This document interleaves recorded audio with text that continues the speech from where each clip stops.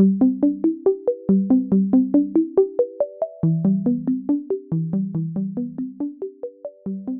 I have control of regulating my emotions when, they're lashing out at me in front of the children. And unfortunately, oftentimes people's first reaction and thought is, I need to lawyer up. Oftentimes we feel like we need to rush.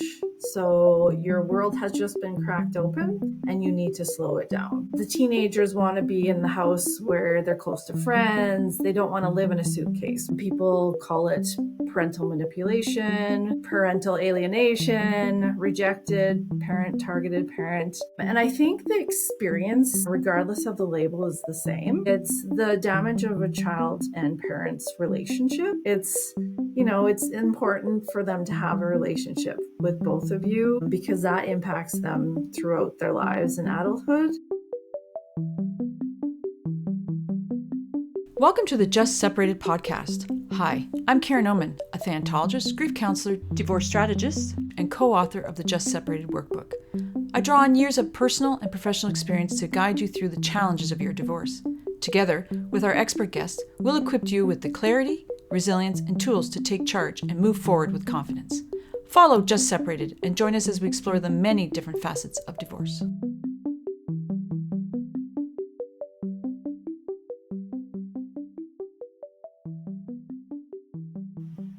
Welcome to the Just Separated podcast. I'm your host, Karen Omand, co-founder of the Divorce Workshop. Today, we're going to talk about between love and loss, navigating estrangement and parental manipulation and divorce. Our expert guest today is Melanie Vegter. Melanie is a registered social worker and a certified divorce coach based in Regina, Saskatchewan. Through her private practice, Journey Forward Counselling, she supports individuals and families navigating the emotional and logistical challenges of separation and divorce.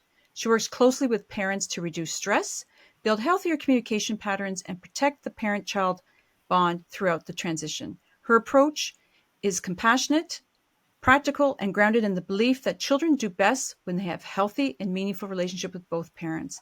Welcome, Melanie, to the Just Separated podcast. Hi, Karen. Thanks for having me. So this is a very important topic to me personally because estrangement, parental manipulation, coercive control, even we can call it alienation, abuse by proxy, whatever type of word, comes up more than people realize. It happened in my own family. My mother didn't see or talk to my older sister for over a decade. And it's happening now to my partner with his child he hasn't seen in 7 years. And unfortunately, I hear these stories like this again and again. So I want to ask you, why do you think this happens more often than people think? And two, why is it still so hard for people to talk about? Yeah. So with divorce, there's a lot of emotions wrapped up in there. There's fear, there's anger, there's resentment. And unfortunately, oftentimes people's first reaction and thought is, I need to lawyer up, right? And I would say, okay, yes, you possibly could need a lawyer, but right now it's, wow, I am very emotionally overwhelmed. I need some support so that I can be more like emotionally grounded and logical, and also thinking and feeling about what's in the best interest of my kids.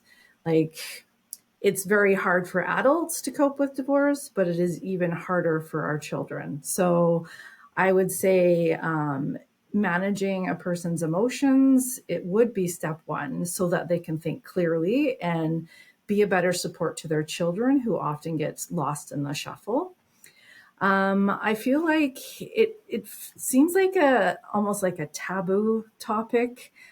People call it parental manipulation, parental alienation, rejected parent, targeted parent. And I think the experience, regardless of the label, is the same. It's the damage of a child and parent's relationship. And there's a lot of emotions surrounding that. It's feeling of judgment when you're the targeted parent of like, wow, they must think I've done something wrong. And then also what we feel like we should do with when we're talking to our children of divorce, or other people, is to not throw the other person under the bus, right? So it's almost like it's a personal problem, not a public issue. So then it's just like suffering in silence. And it's a very controversial topic as well, because everyone has their own perspectives. But it comes down to being accountable and working towards, if there's damage with a parent and a child, it takes both parents to work towards repairing this damage. It's not sending the child to their own individual counselor, so they're left on an island. It's okay, counselor for child, and then have sessions with, one parent, say the favored parent, and the child, learning skills on, okay, how can we make this relationship better? And then also with the child and the rejected parent. I often read a lot of Bill Eddy's material, and instead of looking at it as the choice of the child, we should also view it as just like our expectation as a parent that our children go to school. So just like our expectation, it's not forcing the child to go to school. It's just an unwritten rule that you need to go to school.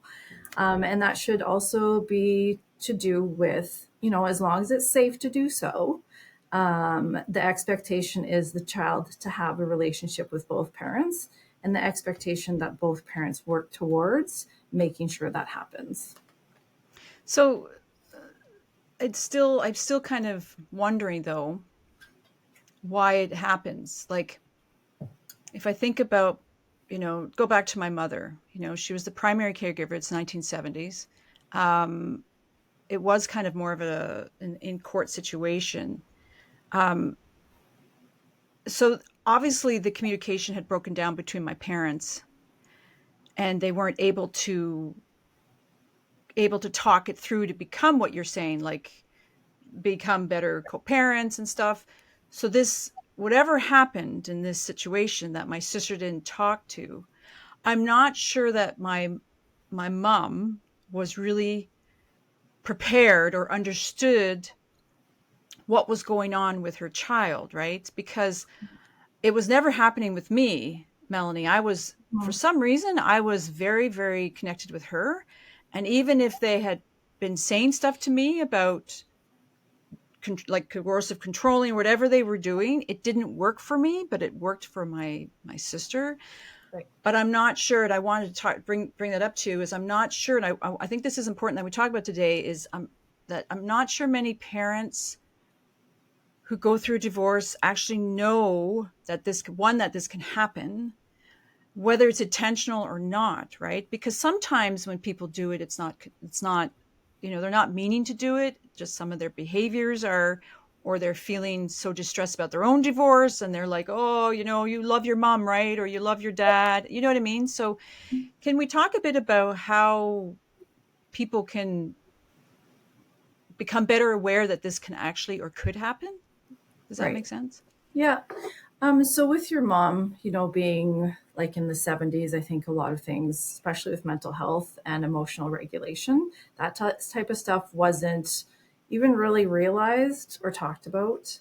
But oftentimes it is the insecurity of the parent, and they're reacting in fear, or so then it's like that need of wanting to be wanted, or like by their child, and doing whatever they can to maintain that, right? Because it's the fear of loss. Because if my child doesn't love me, they might pick their father or their mother. So it's those intention, or maybe it's unintentional, but they're still saying you love me, or right, this or that, and then it causes confusion in the children. Because if you were still in the same marriage, you wouldn't be acting in these certain ways. And then also, depending on who wanted the divorce, the other person could be acting out in revenge or fear and trying to get their children to take their side, because because in their mind, realistically, well, it's the other parent's fault. It's not my fault. So, if your mom wouldn't have, or if your dad wouldn't have, wanted this divorce, we wouldn't be having this. Well, that's not the kid's problem, right? But it becomes their problem because parents have these unmanaged emotions and inability to emotionally regulate, that you're not thinking clearly, right? You're thinking through pain, you're thinking through fear of loss, so it's could be intentional or unintentional, but whatever the parent is feeling is going to trickle down to the child, because then it becomes a lived environment. And it's to do with the family systems. Just because there is divorce, you're still a family system, right? So if two people, parent and child, are going against the other parent, with whatever, if it's just sighs, if it's rolling of the eyes, if it's verbal, people can kids have a sense of what's going on, right? And then that causes confusion too, because then it's like, okay, I better pick sides because I need to feel safe, because right now I don't feel safe at all. And that also feels threatening to the parent who's rejected, right? It's like, well, why don't you want to spend time with me? And, and then it becomes conflict between them. So it's really about being open to seek counseling with someone who does have experience with separation and divorce, if possible, or at least an understanding of what's kind of how complex it is. To understand is like, okay, we need to heal your emotions so that even though your child is reacting in this way, it's still validating, okay, I understand this is what you're feeling and it's okay that you feel this way, but I'm still your parent and I love you and I want to see you, right? So it's just having those skills to try to maintain that bond. And I think counseling for all parties involved is important. And I would say, even if possible, with the same counselor that can be really impartial, and the goal is, okay, let's repair these bonds, and each parent needs to be accountable for that. Now that can also be court ordered, correct? Like that's Yeah. that reunification. I'm not sure. I don't know what the research says about the reunification process, So whether not it's, even reunification. yeah. So Bill Eddy designed this New Ways for Families training, which I am a provider of. And it can be court ordered, or the parents can also volunteer to take it. So it's not forcing anyone to participate, but it's each parent works with a trained New Ways family provider separately for six sessions, and then they each meet with the children individually, not together, like each child, to teach their children the skills they're learning and how they're learning them. So it's all about communications. It's all about emotional regulation. It's about, talking positive about the other parents. And then if it's court ordered, with New Ways, and it would have to be adopted by the judges, or the judicial system. But then the parent would have to say what they've learned and what they're doing to do differently. So it's not about reunification therapy. It's about, hey, we're all part of this family system, and now we need to learn different skills because our behavior needs to change. Okay, so how many, I'm thinking of my own situation with my family, but also with my Yeah. partners. And I'm thinking, I do not think that my dad would have gone to this therapy. Yeah. Like, I'm So just being honest. Like, there are going to be people out there that are going to be like, okay, Melanie, that's great. There's nothing wrong with me. yeah, I'm the best parent, yeah. and that's that, right? So I just want listeners to know that there are going to be people that are not are going to, unless court ordered, are not going to do this type of therapy, correct? Right. But so part of, I'll keep referring to Bill Eddy. Part of the structure of New Ways for Families program, there's also a co-parenting communication class that one or both parents can take. So even though, you can't, a lot of focus is on what the other parent is or isn't doing. And so in counseling sessions, I talk a lot about the circle of control. There's all this stuff that we have no control over, which, the behavior of our ex, what they're doing, what they're saying to our children, we can't control that. And neither can the legal system or the lawyers fighting back and forth. So then it's like, Kate, let's dial it back. What do I have control of? Well, I have control of regulating my emotions when, they're lashing out at me in front of the children. It's not saying anything. Okay, guys, let's get going. So it's way, if they respond to you in a certain way, there's this thing called BIF, brief, informative, friendly, and firm. So I teach clients how to use that so that they don't get emotionally hooked, because oftentimes we get emotionally hooked, and once we're hooked, we just continue to spiral. So it's learning the skills on not how to change your ex-partner, because they will never change, but how to navigate it so that you can have more peace. And then teach your children of like, oftentimes in divorce, mom and dad have different perspectives, and that's why they're divorced. So, it's an adult problem. This isn't up to you. And I choose not to talk to you about this because, we're not supposed to talk to you about this because it's an adult problem. Right. So it's just really, it's like, oh, I'm sorry you heard that, or, oh, I'm sorry that this happened. But, sounds like mom and I have different perspectives, and that's okay too. And then you can relate it to, hey, remember when you and Tommy had that fight and Tommy thought this and you thought this? Just like that, adults have the same kind of, miscommunication. But just know that we both love you. And sometimes we say things that maybe we shouldn't. So let's go and have an ice cream, right? It's all about trying to redirect, and not take things personally, because if your child is, and, I also, from personal experience, was a targeted parent, and it created conflict with me and my youngest or eldest child. And I was just trying to defend myself, and it just created conflict instead of validating their concern of like, oh, well, I'm sorry to hear that. Hopefully we can have a good time today, when, it was Mother's Day, and boy, it was a horrible thing that it was, they had to come see me when it was their father's time. So, but it's hurtful, right? You feel rejected. You already feel rejected, right? And you already feel like you're losing this relationship.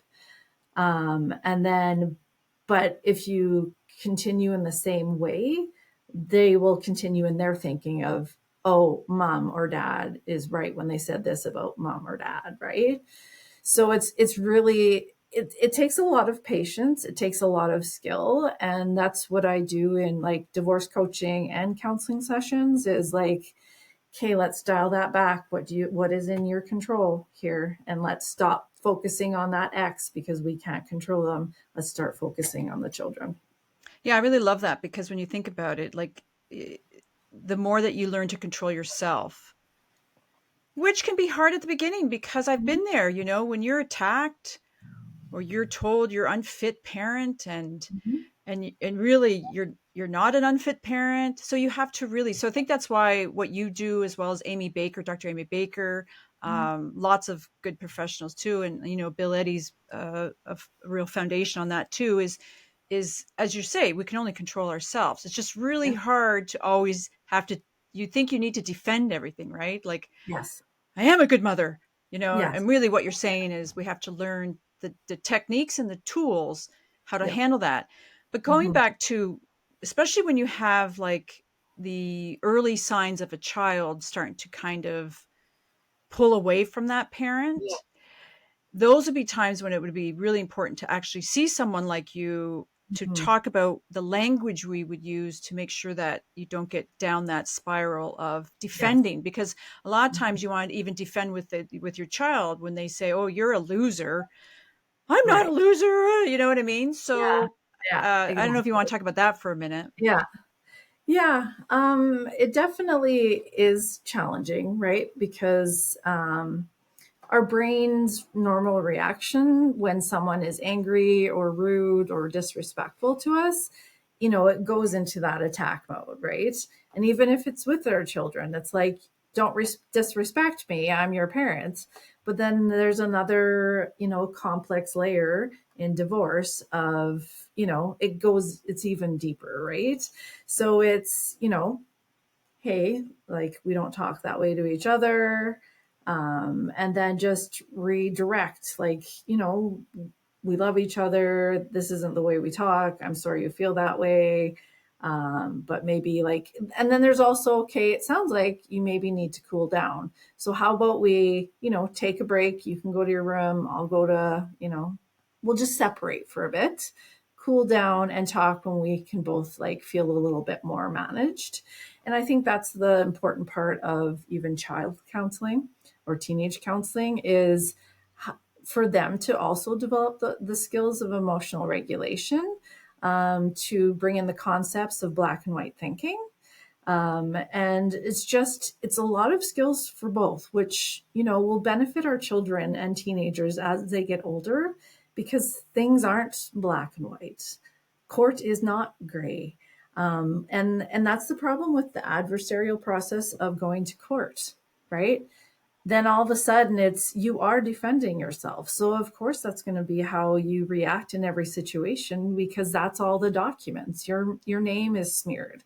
You look like you're not a good parent. And it's like, wow, when did I have to prove I was a good parent?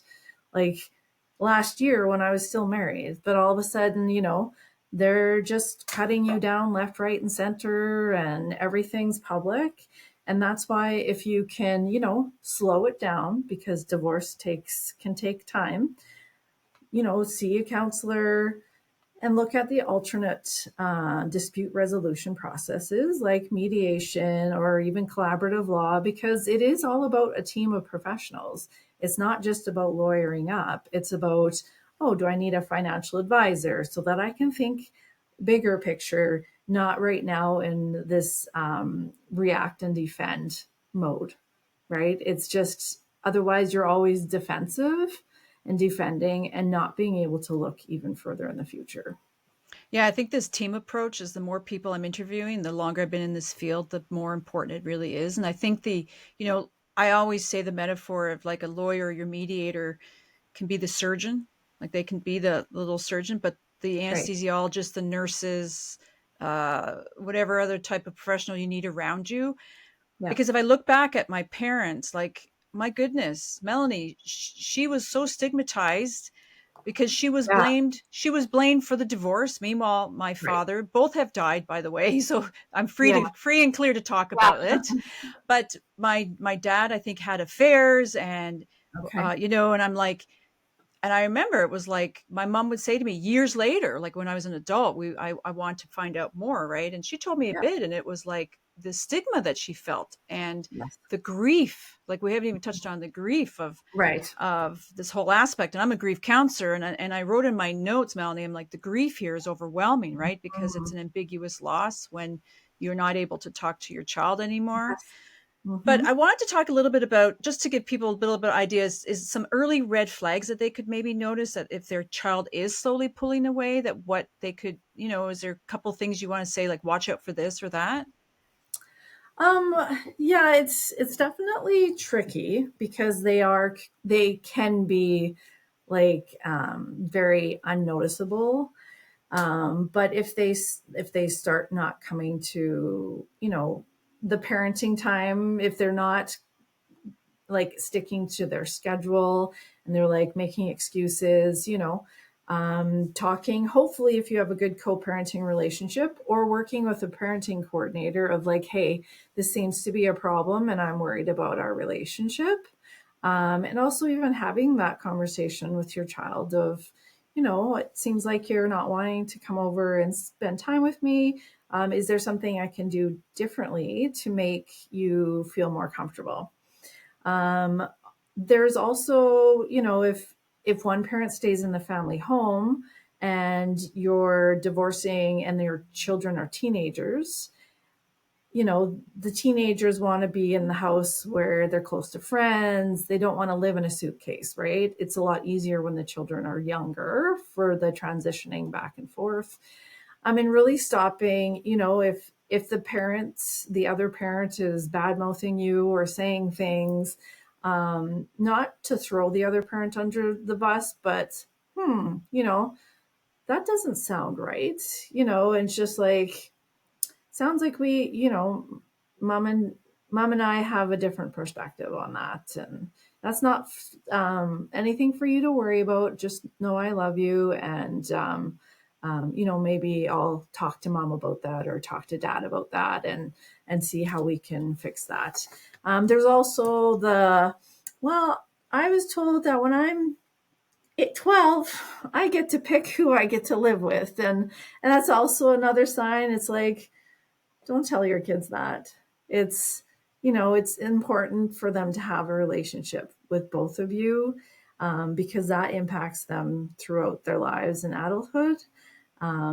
It's all about, there might be things that they don't like about mom or dad, but we also have to learn tolerance, right? Even in the workforce, we have coworkers, bosses, directors that we don't get along with, but we have to tolerate, right? Or we quit or we lose our job. So it can't be, it's not about the black and white thinking. It's about, okay, what maybe behavior needs to change.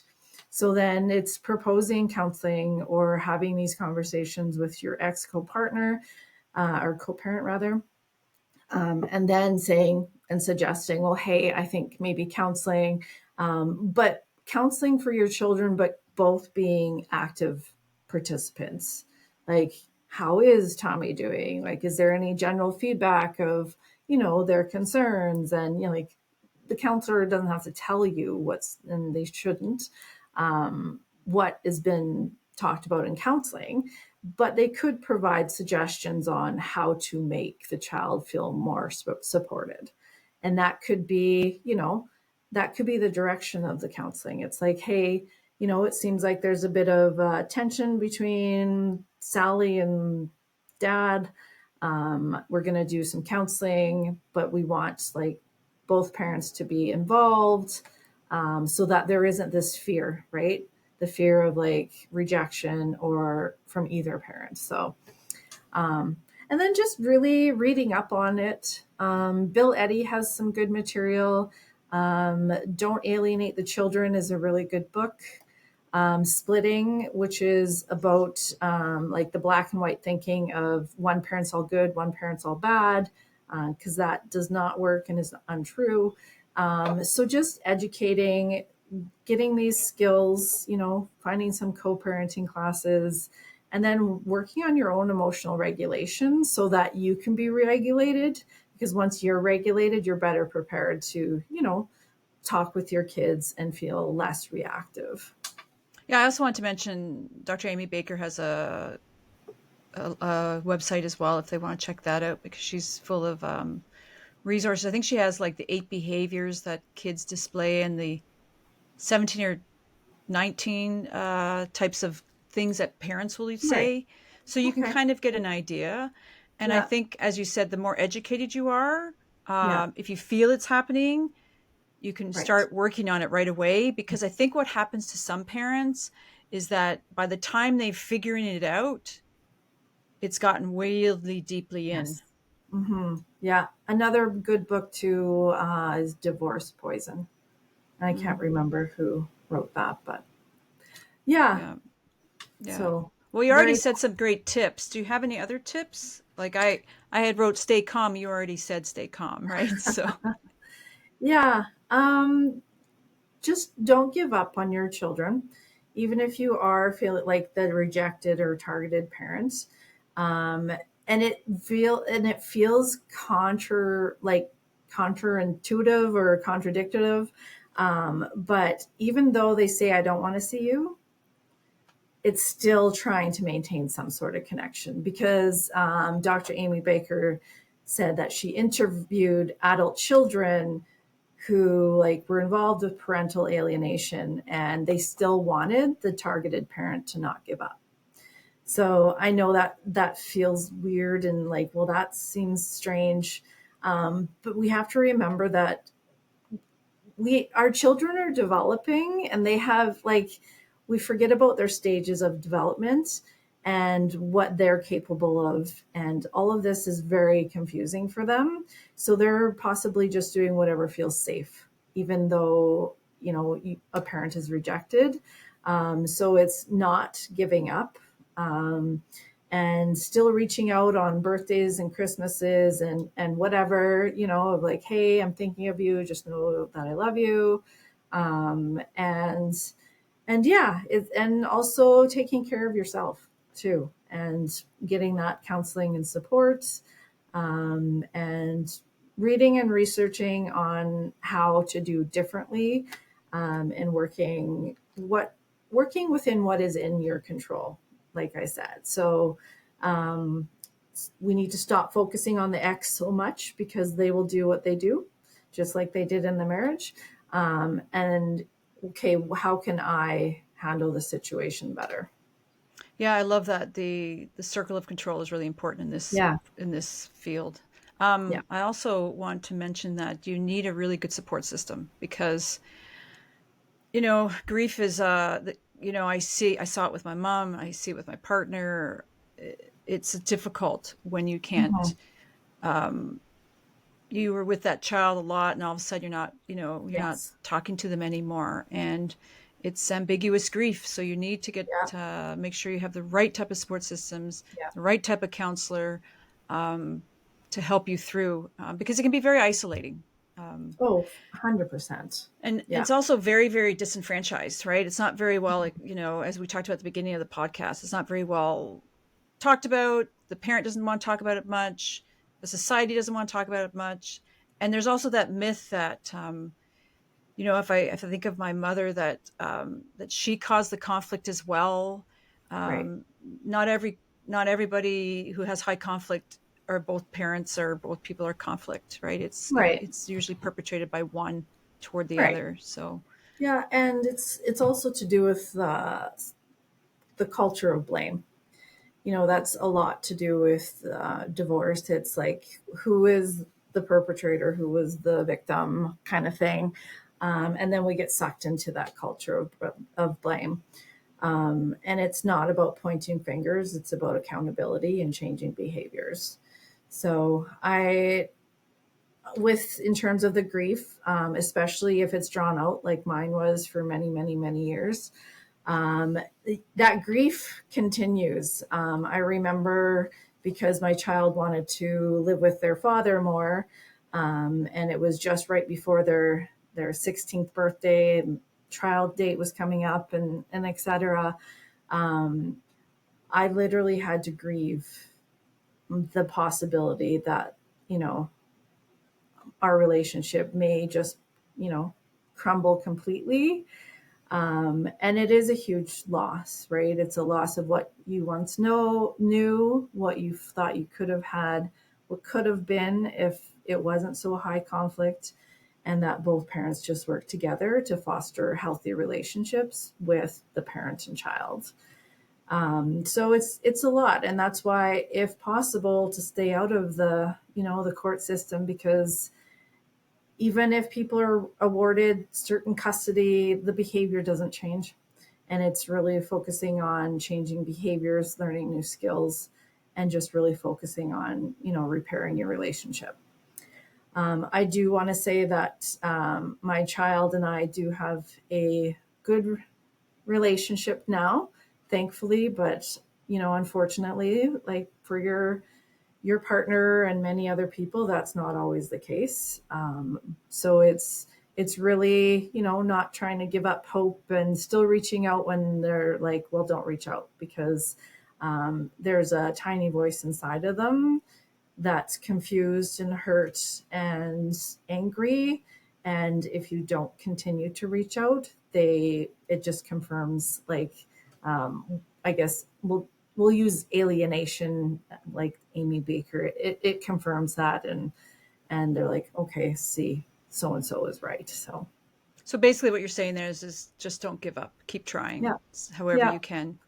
yeah. And I know it feels like counterintuitive to keep trying when they're saying stop trying, but deep down, it's a hurt child that, feels abandoned, and you didn't do it, but they still want that relationship typically.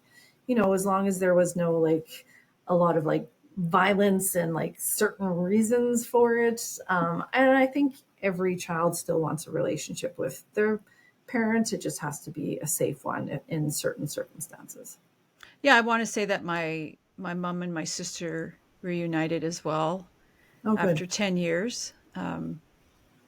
They never ever, I don't know if they've ever talked about it. I'll have to ask her, but Oh, yeah. yeah, they never really, but that's a whole nother podcast. But Yeah. is before we wrap up, is there anything that we missed today? I don't think so. Just really taking care of yourself, having the supports like you noted as well, and never giving up. And you know, it's like you said too. It's I think more common than we think. Yeah. So Yeah. before the last question I ask everyone on the guest who's a guest, for someone who's just separated, whether they Yeah. were left or were left, Hmm. that they left or were left, what advice would you give them to help them navigate those overwhelming early days? Yeah. So oftentimes we feel like we need to rush. So your world has just been cracked open and you need to slow it down.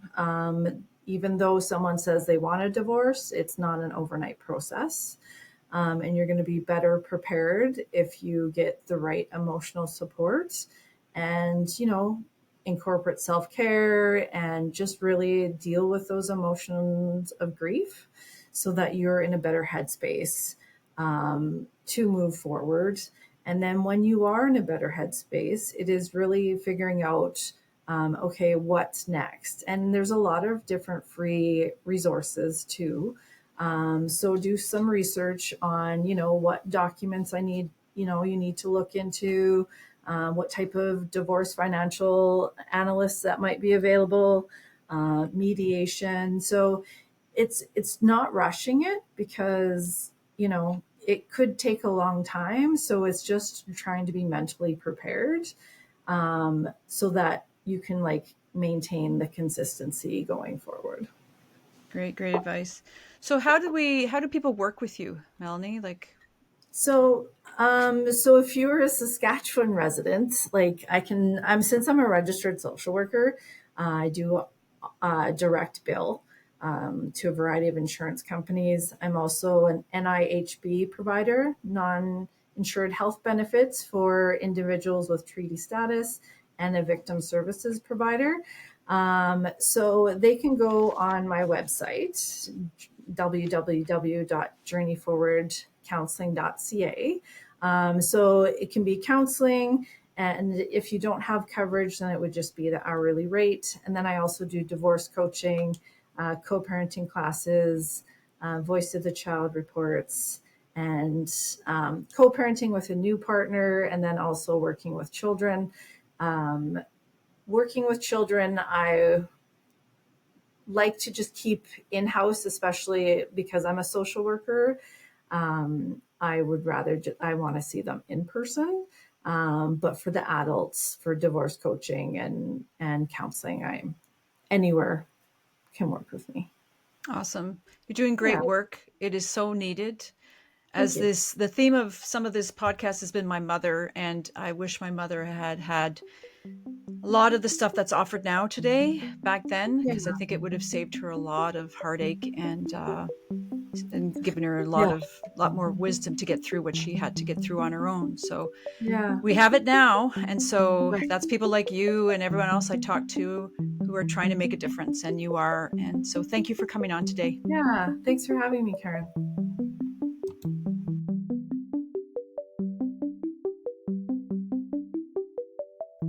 Thank you for joining today's discussion with our divorce expert. Check out the show notes for more about our guest. If you're finding value in our podcast, follow us on Spotify, Apple Podcasts, and our YouTube channel at Divorce Workshop. Share your questions, comments, or guest suggestions. We'd love to hear from you. For a comprehensive divorce guide, check out our Just Separated workbook on Amazon worldwide. This workbook covers everything from emotions and co-parenting to finances, legal insights, and recovery. A must-have for anyone navigating separation or divorce.